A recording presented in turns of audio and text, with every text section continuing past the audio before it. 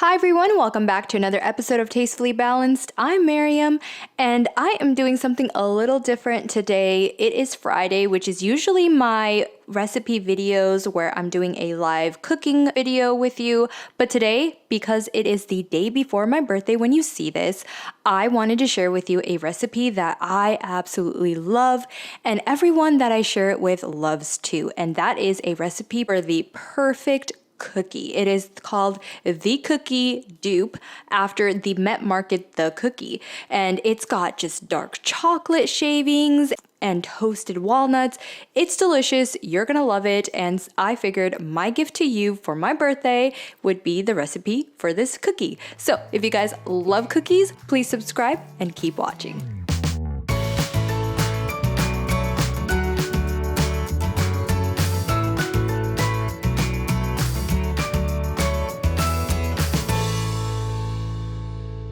All right, welcome back. So with all good cookie recipes, we start off with mixing our dry ingredients. In this case, it's just flour.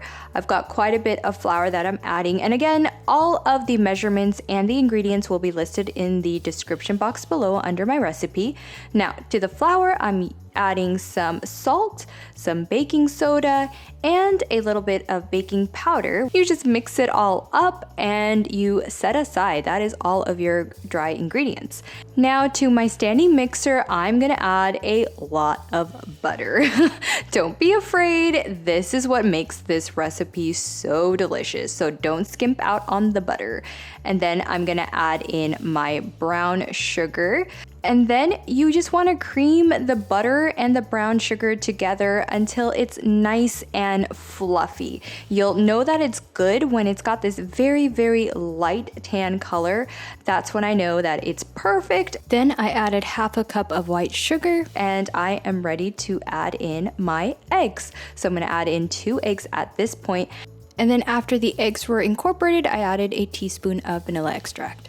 And then again, I mix it for a very long time. So again, I'll have all of the instructions in my recipe below. So after I got a nice tan color to my creamed butter, sugar, and eggs, I start adding in my dry ingredients. And I add it in a little at a time, just making sure that it's very well incorporated. And then I make sure that I scrape the sides too. I don't have one of those paddles that scrapes the sides, so if you do, you don't need this step, but I don't have that, so I need to scrape the sides every once in a while. So now I'm gonna add in my toasted walnuts. You can buy walnuts toasted already, but if you have raw like me, you just put it in the oven for about 350 degrees Fahrenheit for 7 to 8 minutes. And now I'm adding in my dark chocolate and my bittersweet chips. Now the dark chocolate, I actually put it in my food processor and just kind of pulsed it. That's why it's kind of powdery. Other times I take a knife and I shave it, and that takes a little bit of time, but either way, you get this really nice batter that's dark because it's got all those shavings and the powder from the dark chocolate, and the mixture is just beautiful. So now I'm just using a big ice cream scoop to scoop out my batter into my cookie sheet. I like using a Silpat mat because it really does create a perfect bottom and doesn't stick. So I set this aside in the freezer actually for 30 minutes, and that is it.